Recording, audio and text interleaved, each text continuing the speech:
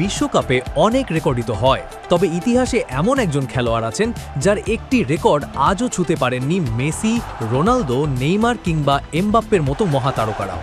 অবাক করা বিষয়, তিনি খেলেছিলেন মাত্র একটি বিশ্বকাপ। তার নাম জুস্ট ফন্টেইন। 1958 সালের বিশ্বকাপে ফ্রান্সের জার্সি গায়ে মাঠে নেমেছিলেন তিনি। পুরো টুর্নামেন্টে মাত্র 6টি ম্যাচ খেলেই করেছেন অবিশ্বাস্য 13টি গোল।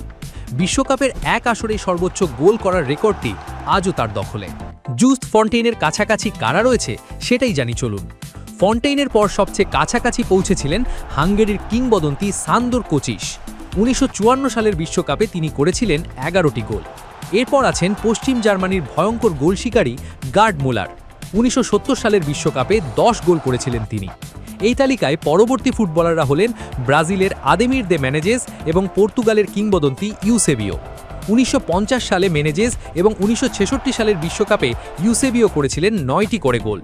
তবে বিশ্বকাপ ইতিহাসের সবচেয়ে অবিশ্বাস্য ব্যক্তিগত রেকর্ডের কথা উঠলেই এখনও চলে আসে ফুটবল ইতিহাসের কিংবদন্তি জুস্ট ফন্টেইনের নাম।